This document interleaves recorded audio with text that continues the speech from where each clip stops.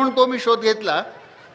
तर निरोगी कसं जगावं, निरोगी कसं जगायचं, निरोगी जगायचं असेल म्हणजेच आरोग्य स्वराज्य जगायचं असेल, आपलं आरोग्य आपण सांभाळावं लागतं, ते दुसरं कोणी सांभाळत नाही. अगोदर जसं मी म्हणालो, श्वास आउटसोर्स करता येत नाही, करून बघा मराल. तसं आरोग्य आउटसोर्स करता येत नाही, दिवाळ्याला लागेल किंवा मराल देखील. आणि मग आपलं आरोग्य स्वतःच सांभाळावं लागतं. त्यासाठी निरोगी राहायचं असेल तर उत्तर आहे, निरोगी राहायचं असेल तर निरोगी राहायला पाहिजे. म्हणजे निरोगी राहायचं असेल तर निरोगी पद्धतीने जगायला पाहिजे. त्याच्या विस्तारात फार आज जात नाही. माझा साक्षात्कारी हृदयरोग अनेकांनी वाचला आहे किंवा त्यानंतर आजकाल तर अनेक जागी ते ज्ञान, वैद्यकीय ज्ञान आरोग्याचं उपलब्ध झालेलं आहे. पण अगदी थोडक्यात सांगायचं म्हणजे या जगण्याची 6 सूत्र आहेत. एक 6 सूत्री आहे. पहिलं सूत्र आहे आपला आहार. आणि दिवसातनं 2-3 किलो असं एकूण आहार आणि लिक्विड आपण घेतो, ते आपण शरीरामध्ये काय टाकतो आहोत. अरे तुमच्या कारमध्ये जे तुम्ही पेट्रोल टाकता ते जर खराब असेल ते इंजिन खराब होतं. तुम्ही अतिशय काळजीपूर्वक पेट्रोलची निवड करता, पण तुमच्या शरीरात पेट्रोल टाकता ते, त्याची निवड कशी करतो आपण, त्याची निवड कोण करतं आपल्यासाठी. तर निरोगी राहायचं असेल तर आहार कसा हवा. पहिलं सूत्र त्याचं की ते लो फॅट डाएट हवं. आणि लो फॅटमध्ये देखील लो सॅच्युरेटेड फॅट, संपृक्त फॅट जे असतात ते हृदयामध्ये, रक्तवाहिन्यामध्ये आतमध्ये जाऊन थिजतात, अडथळे निर्माण करतात आणि मग हृदयरोग तरी होतो किंवा लकवा तरी होतो. संपृक्त फॅट कशात असतात. मांसाहार, अंडी, लोणी, चीज, तूप आणि तळलेले पदार्थ. हे टाळायला तरी हवेत किंवा किमान ठेवायला हवेत. मग त्याऐवजी फॅट कोणतं वापरावं. तर सुदैवाने आपल्याकडचे जे व्हेजिटेबल ऑइल्स आहेत ते आरोग्यासाठी चांगले आहेत. शेंगदाण्याचं तेल, मोहरीचं किंवा सरसोचं तेल, तिळाचं तेल, सोयाबीनचं तेल, हे समप्रमाणात मिश्र करून ते जर तेल वापरलं तर ते निरोगी असतं. तेही फार खायला नको, नाही त्यानं वजन वाढेलच पण हृदयरोग किमान होणार नाही. दुसरं, आपण भारतीय लोक गोऱ्या रंगाचे फार आशिक आहोत. नुसती बायकोच गोरी नको असते मुलांना. आमच्या आदिवासींना देखील आता भात देखील गोरा हवा असतो. गव्हाचं पीठ देखील सगळ्यांना गोरं हवं असतं. मग ते गव्हाचं पीठ चाळायचं, मैदा खाली पांढरा पांढरा जो आहे तो, किंवा तांदळाचं पॉलिश करायचं आणि पांढरा तांदूळ, हे दोन्ही अतिशय घातक. आणि म्हणून मैदा, ब्रेड, बेकरी वापरायला नको, कमीत कमी वापरायला हवं. गव्हाचं पीठ चाळू नका आणि तांदळाला पॉलिश करू नका. बायांना माझी हात जोडून एवढीच विनंती. बायांना हौस काय असते की ते जेवण चांगलं दिसलं पाहिजे. मग जेवढं पांढरं तितकं चांगलं, की गोरा रंग ग्रेट. तर ते अन्नाला देखील गोरं करतात. तर अन्न जेवढं गोरं तेवढं घातक. मग ते मैद्याचं पीठ असेल की पांढरा पॉलिश तांदूळ असेल की साखर असेल की मीठ असेल, हे चारही पांढरे पदार्थ घातक. तिसरी गोष्ट आहाराच्या बाबतीत, की आहारामध्ये फायबर वाढायला पाहिजे. आणि फायबर कशात असतं. तर डाळींमध्ये असतं, अंकुरित धान्यामध्ये असतं, सलादमध्ये असतं, भाज्यांमध्ये असतं. चौथं सूत्र आहाराच्या बाबतीत असं आहे की ज्यांच्या आहारामध्ये रोज 5 फळं किंवा भाज्या असतात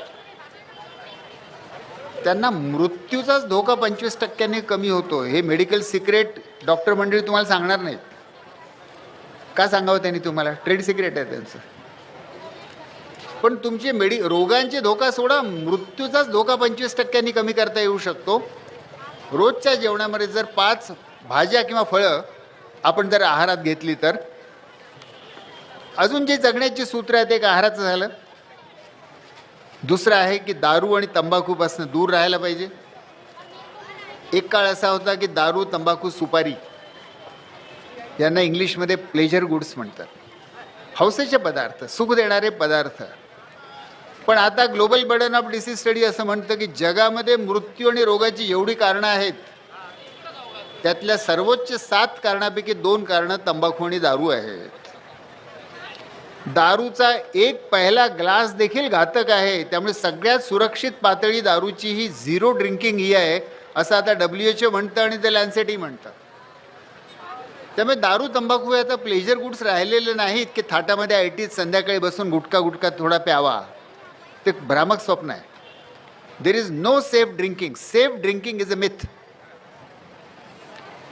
even a single glass of alcohol harms you. हे अभयभंग बोलत नाही आहेत सामाजिक कार्यकर्ते म्हणून, हे विज्ञान सांगत आहे आणि सगळ्यात आधुनिक विज्ञान सांगत आहे. त्यामुळे दारू आणि तंबाखूपासून दूर राहायला पाहिजे. शरीराला व्यायाम नाही आहे आजच्या युगामध्ये आणि जितकं यांत्रिकीकरण वाढत चाललं. मी जेव्हा गडचिरोलीला गेलो 40 वर्षापूर्वी, गडचिरोलीचं जे जिल्हा मुख्यालय होतं ते ग्रामपंचायत होतं आणि त्या मुख्यालयाच्या ग्रामपंचायतीच्या गावामध्ये इनमेन 2 4 व्हीलर्स होत्या. दोन्ही जीपच होत्या, पण 2 4 व्हीलर होत्या. आज गडचिरोली जिल्ह्यामध्ये 20,000 4 व्हीलर्स आहेत आणि 1,80,000 2 व्हीलर्स आहेत. आदिवासी देखील हळूहळू चालणं सोडतात आहे. खेड्यातनं ऐका, आदिवासी खेड्यातनं आमच्या घरी काम करणारा, स्वयंपाकाला मदत करणारा आहे तोही आता मोटरसायकलवर येतो आहे. पूर्वी आमच्या लहानपणी आम्ही वाचायचो की अमेरिकेमध्ये घरात काम करणारे नोकर देखील कारमध्ये येतात. आम्हाला आश्चर्य वाटायचं, पण आता गडचिरोलीत व्हायला लागलेलं आहे. ते चालणं आपण विसरतो आहोत. शरीराचे व्यायाम आपण विसरतो आहोत. अर्थात त्याच्या बाबतीत जागृती येते आहे आता, पण लोक काय करतात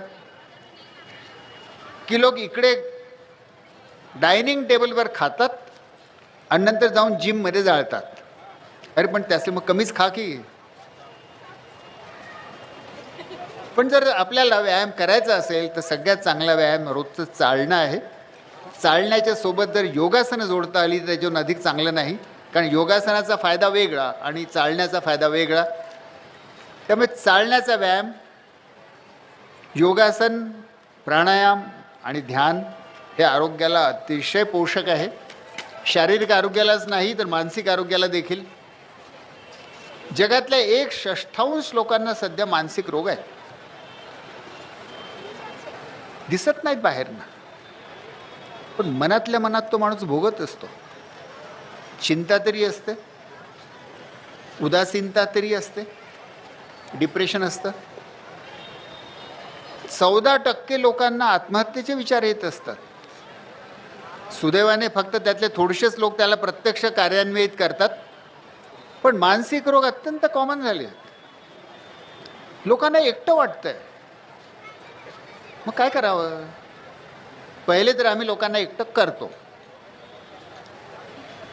जन्मापासून स्पर्धा. गर्भाशयात असलं तर मुलगा आणि मुलगीमध्ये स्पर्धा, मुलगी असेल तर पाडा. मग बालवाडीत जातात तरी ते ॲडमिशनची स्पर्धा. मुंबईमध्ये माझी एक मामे बहीण राहायची, दुर्दैवाने वारली ती, पण ती जरा श्रीमंत वर्गातली होती. तिने मला सांगितलं की तिची मैत्रीण, त्या मैत्रिणीच्या नातवाला चांगल्या बालवाडीमध्ये KGमध्ये ॲडमिशन मिळावी तर ते KGचे शाळेवाले बेटे स्पर्धा परीक्षा घ्यायचे की मूल हुशार आहे की नाही, त्याला इंग्लिश शब्द यस नो येतात की नाही. म्हणून त्या 2.5 वर्षाच्या मुलाची आता KG ॲडमिशनची स्पर्धा परीक्षा होणार म्हणून तिच्या आईने त्या 2.5 वर्षाच्या मुलाला ट्युशन लावली. म्हणजे त्या 2.5 वर्षाच्या मुलाला KGमध्ये ॲडमिशनचे अधिकार नाही, कोणाशी तरी स्पर्धा करावी लागते. आणि मग शाळेमध्ये स्पर्धा. सगळेजण एकमेकांना स्पर्धक म्हणूनच बघतात. हो, टी व्हीवरती एक जाहिरात पूर्वी यायची, आजकाल मी नाही पाहिली, पण ब्लॅक अँड व्हाईट TV असताना एक जाहिरात यायची. 2 बाया शहरातल्या एका बगीच्यामध्ये बसून गप्पा मारतात. त्यातल्या एका बाईचं मूल धावत धावत येतं, शाळेच्या युनिफॉर्ममध्ये आहे, पांढऱ्या कपड्यामध्ये धावत धावत येतं आणि आईला म्हणतं, आई आई मला गणितामध्ये 95% मार्क मिळाले. आई उठून उभी राहते, काही कौतुक नाही, म्हणते लेकिन राजू को कितने मिले. म्हणजे तुला 95% मिळाले दॅट इज इमटेरियल.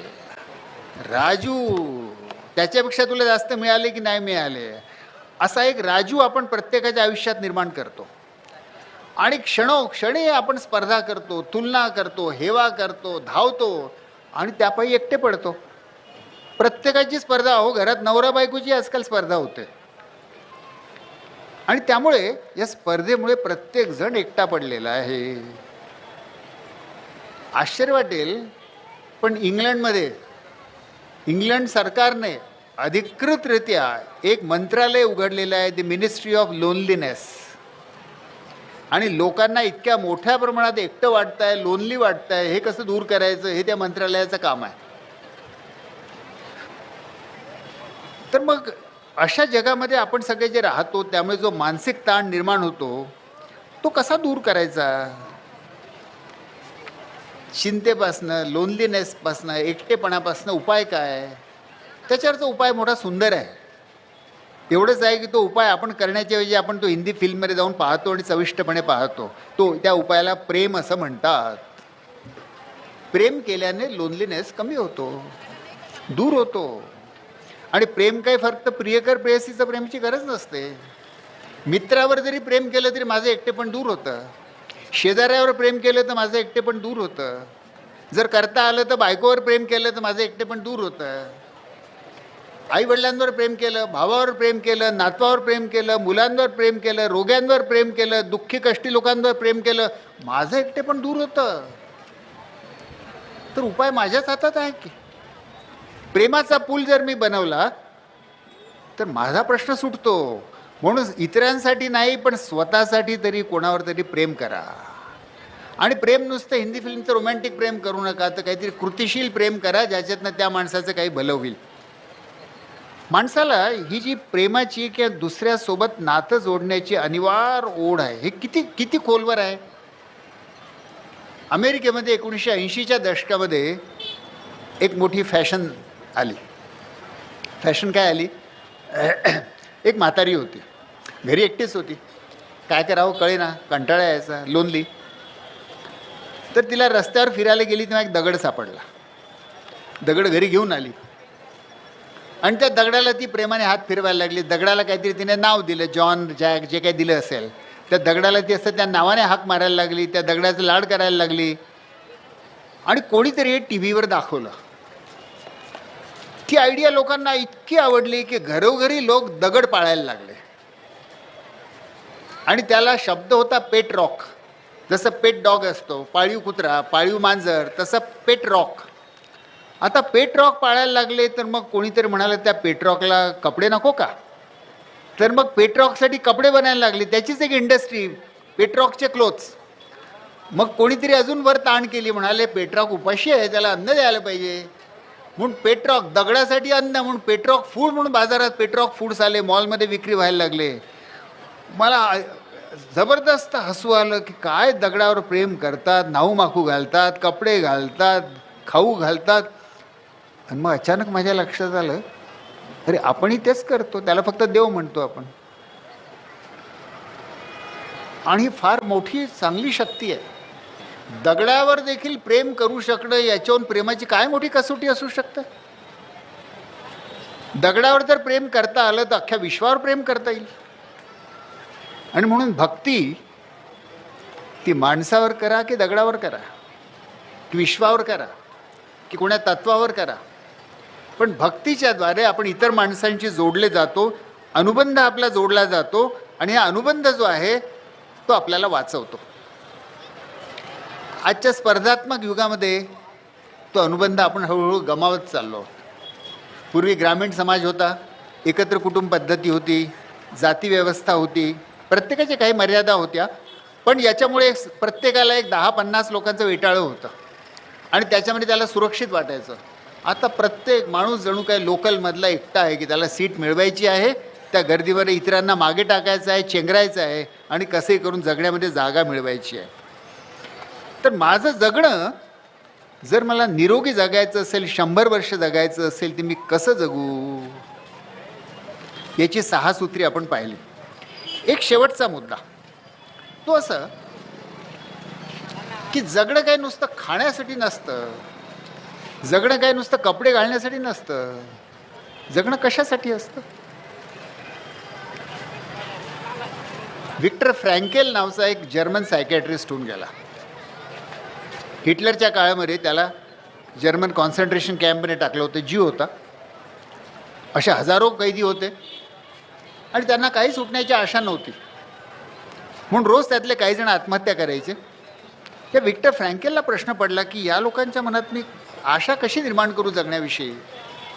सायकॅट्रिस्ट होता स्वतः, त्यांना कसं वाचवू. आणि त्याच्या हेही लक्षात यायला लागलं की अरेच्छा, माझ्याही मनामध्ये हळूहळू आत्महत्येचे विचार यायला लागलेले आहे. मलाही वाटायला लागलेलं आहे की कशाला जगायचं या कॉन्सन्ट्रेशन कॅम्पमध्ये, त्यापेक्षा मरून जावं की. मग मी स्वतःलाही कसं वाचवू आणि या लोकांनाही कसं वाचवू.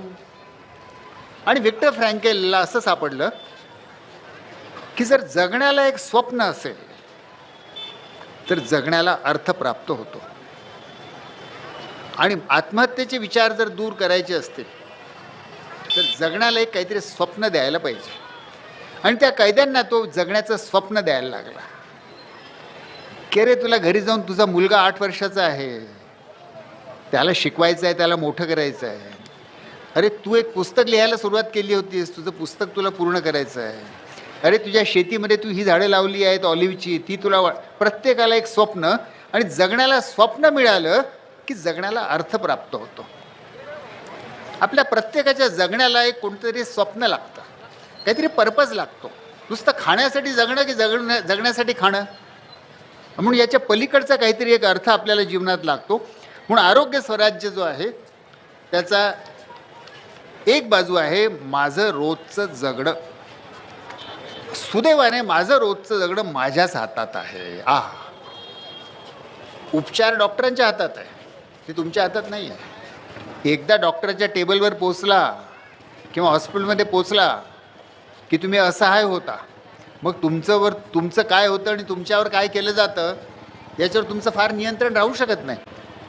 इथे एक समजून घ्यायला पाहिजे की 90% डॉक्टरांच्या बाबतीत मी तुम्हाला खात्रीने सांगतो की त्यांचा हेतू वाईट नसतो. तुम्हाला आश्चर्य वाटेल, मध्यम वर्गामध्ये या खूप कल्पना लोकप्रिय आहेत की डॉक्टर लुटारू असतात, लुटतात. हे काही खरं नाही. अंतिमता बिल खूप होतं हे खरं आहे, पण त्या डॉक्टरांचा हेतू सहसा चांगलाच असतो. पण वैद्यकीय सायन्स इतकं पुढे पुढे पुढे पुढे चाललं आहे आणि त्यात इतके नवे नवे नवे शोध लागतात, उपाय निघतात आणि प्रत्येक उपायाच्या काही मर्यादाही असतात. आणि त्यामुळे ते डॉक्टर मंडळी आशेने तुम्हाला पुढचे पुढचे पुढचे तपासणी आणि उपचार देत राहतात. पण एकदा का तुम्ही तिथे पोचलात की मग पुढचं तुमच्या हातात नसतं. आणि म्हणून सगळी सत्ता त्याच्या पूर्वी आहे आणि ते आपलं रोजचं जगणं आहे. आपल्या रोजच्या जगण्यामध्ये आपण आपलं आरोग्य जर सांभाळू शकलो, त्यासाठी काय करावं लागेल? एक जगण्याची 6ची सूत्री पाहिली आपण. आपल्या जर आरोग्य स्वराज्य हवं असेल तर एक निरोगी जगण्याची क्रांती आपल्या जीवनात करावी लागेल. क्रांती म्हणजे काय, थोडी रक्तपात होऊनच क्रांती होते असं नाही आहे. माझ्या जीवनात जर मी काय परिवर्तन केलं तर ती क्रांती होते. म्हणून व्यक्तीच्या पातळीवर आपण निरोगी जगा. समूहाच्या पातळीवरती एखादी आरोग्यदूत, एखाद्या गावाला सक्षम करणं, समूहाच्या पातळीवरती सामूहिक सक्षमता आणणं. शहरामध्ये फ्लॅट्स असतात, फ्लॅट स्कीम्स असतात. त्या प्रत्येक फ्लॅट स्कीममध्ये एक मेडिकल व्हॉलंटियर असू शकतो का? तो हाऊस म्हणून, सेवा म्हणून थोडंसं वैद्यकीय ज्ञान घेईल आणि आपल्या फ्लॅटच्या लोकांना मदत करेल. पूर्वी असले हौशी गवशी सगळीकडे असायचे बघा. कोणी होमिओपॅथी प्रॅक्टिस करायचे, कोणी जडीबुटी प्रॅक्टिस करायचे. ते परिणामकारक होते की नाही मला माहीत नाही, पण त्याच्यामुळे लोकांचं अवलंबन कमी व्हायचं एवढं मात्र नक्की. तर स्वतःच्याही आरोग्यासाठी आरोग्य साक्षर व्हायला पाहिजे. आणि सुदैवाने आजकाल यूट्यूबवरती या बाबतीत बऱ्यापैकी चांगलं ज्ञान उपलब्ध आहे. म्हणून प्रत्येकानेच काय मेडिकल टेक्स्टबुक उघडून वाचायला नाही, गरज नाही. इंटरनेटवरती यूट्यूबवरती वाचता येतं.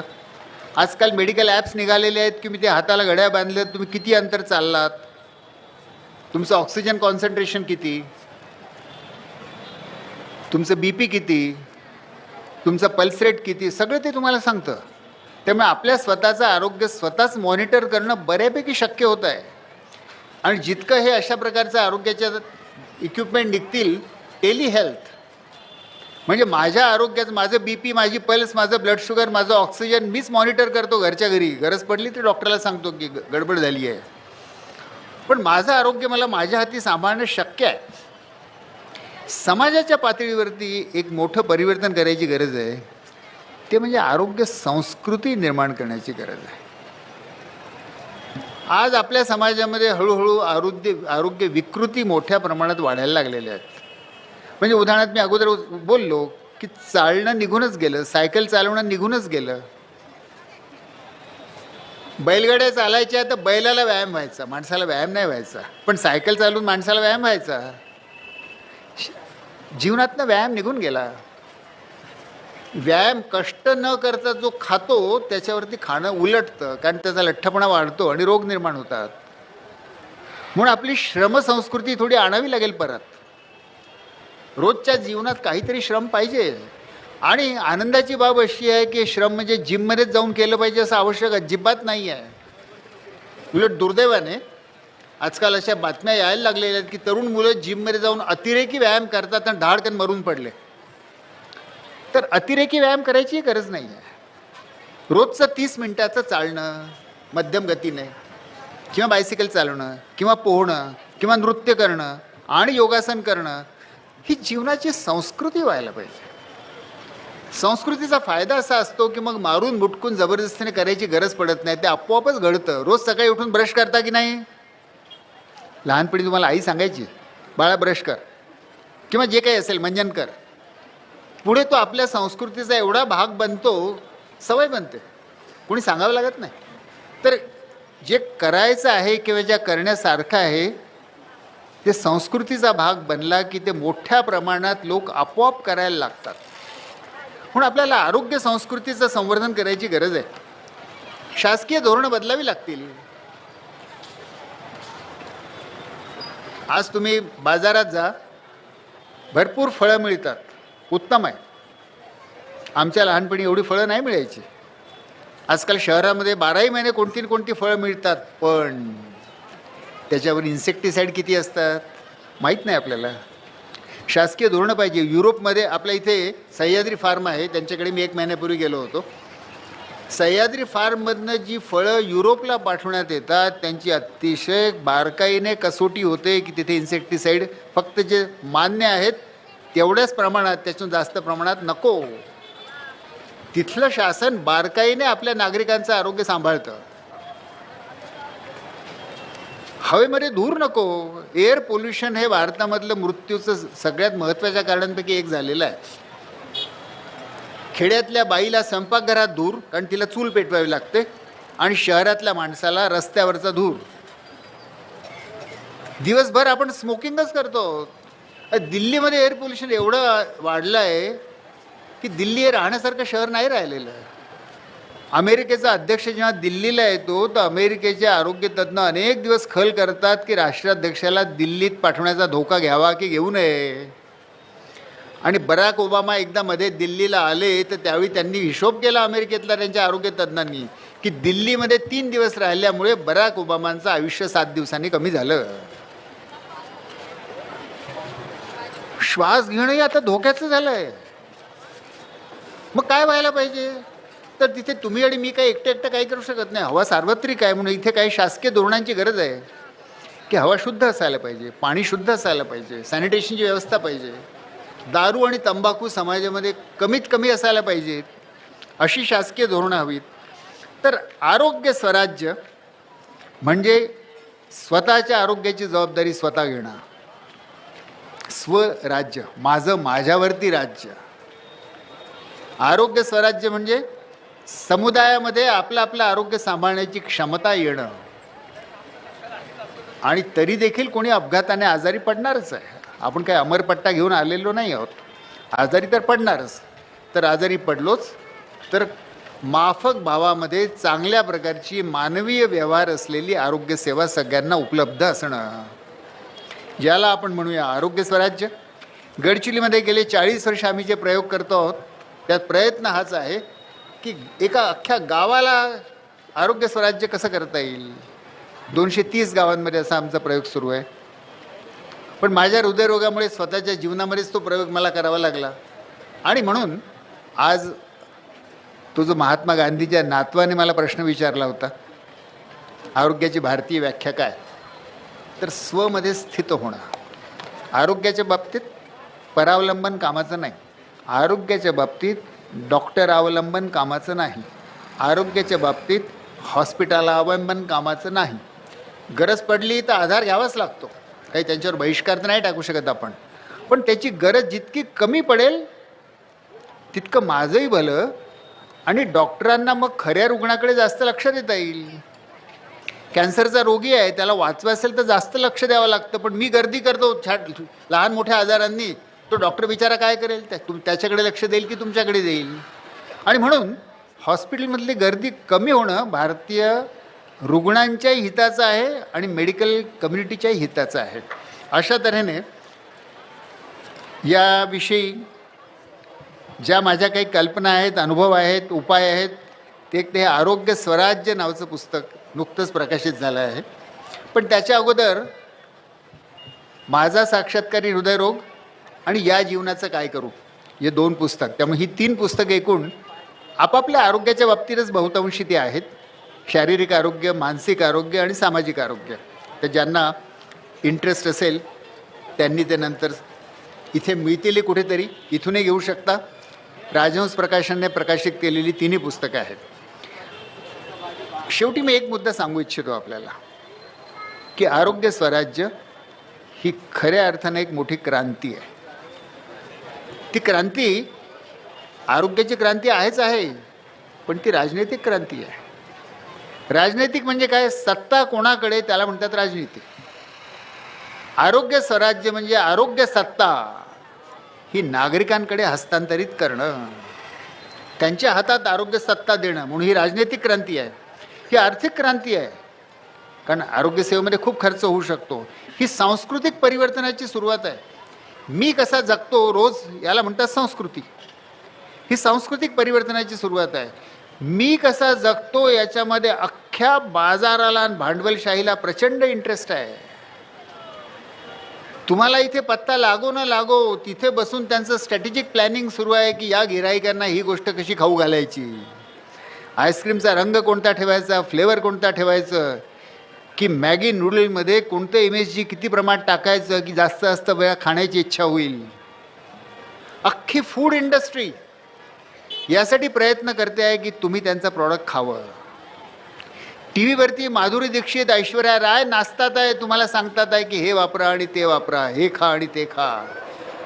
तुमचं खाणं महत्त्वाचं आहे, अन्यथा त्या कशाला नाचल्या असत्या. आणि म्हणून तुमचं खाणं हे काय जागतिक महत्त्वाची गोष्ट आहे हो. सगळ्या फूड कंपन्या, नेस्ले कंपनीपासून अमूलपासून सगळ्या जण धडपड करतात आहेत की त्यांचं प्रॉडक्ट तुम्ही खावं. जगातली आर्थिक सत्ता तुम्ही इकडची तिकडे करू शकता. कशाने? फक्त तुम्ही काय खाता आणि काय नेसता एवढ्या गोष्टीने. तेव्हा आरोग्य स्वराज्य ही मोठी परिवर्तनाची सुरुवात आहे. आणि आश्चर्य म्हणजे ते परिवर्तन करायला मला हातात बंदूक घ्यावी लागत नाही किंवा मला राजनैतिक पक्षाला जॉईन व्हावं लागत नाही. मी घरच्या घरी हे परिवर्तन करू शकतो आणि उलथापालथ करू शकतो. आता एकच शेवटचा प्रश्न राहतो की खरंच शक्य आहे का, आरोग्य स्वराज्य शक्य आहे का, कसं करता येईल. 15 वर्षापूर्वी लंडनला एका कॉन्फरन्सला गेलो होतो. आता ही कॉन्फरन्स जरा थोडी नेहमीपेक्षा जास्त उच्च लोकांची होती, म्हणून पहिले आम्हाला राणीच्या महालामध्ये नेलं, तिथे स्वागत झालं आमचं. म्हणजे माझं एकट्याचं आणि राणीचं नाही, आम्ही जेवढे काही डेलिगेट्स होतो 40-50. मग तिथून ब्रिटिश पार्लमेंटमध्ये नेलं, तिथे हाऊस ऑफ लॉर्ड्समध्ये आमचं रिसेप्शन झालं. आता असल्या गोष्टीची आपल्याला सवय नाही ना. तर बाहेर आलो, हाऊस ऑफ लॉर्ड्सच्या दारातनं बाहेर आलो, तर तिथे ब्रिटिश पार्लमेंटच्या समोर एक त्रिकोणी जागा आहे मोकळी. तिथे काही लोक हातामध्ये प्लेकार्ड्स घेऊन मोर्चा काढून सत्याग्रह करत होते. मला वाटलं ही आपली माणसं आहेत, म्हणून मी हे पार्लमेंट वगैरे सोडलं आणि त्यांच्याकडे गेलो. तिथे 3 प्रकारची माणसं होती. तिन्ही गट वेगवेगळे बसले होते. एक गट होता तो हातामध्ये, तो होता युद्धबंदी करा. त्यावेळी टॉनी ब्लेअरने इराकमध्ये सैन्य पाठवलं होतं, ब्रिटिश सैन्य. पण हा नागरिकांचा गट म्हणत होता की इराकमधनं सैन्य परत घ्या, युद्धबंदी. शांततावाद्यांचा गट होता. दुसरा गट पर्यावरणवाद्यांचा होता आणि तो म्हणत होता की ब्रिटिश सरकार तुम्ही क्योटो प्रोटोकॉलवर सही करा. त्यावेळी क्योटो प्रोटोकॉलचा प्रस्ताव होता. आणि तिसरा जो गट होता तो मजूर संघटनांचा होता. तो म्हणत होता की मजुरीचे दर वाढवा. तिन्ही गट वेगवेगळे, तिन्ही आपापला समूह करून हातात प्लेकार्ड घेऊन, पण तिघांच्याही मागे एक प्रचंड मोठं कॉमन बॅनर लागलं होतं आणि त्याच्यावर लिहिलं होतं, be the change your self that you wish to see in the world, Mahatma Gandhi. माझ्या मनात विचार आला की हा म्हातारा मेल्यानंतर देखील 50 वर्षांनी अजूनही ब्रिटिश संसदेसमोर उभा राहून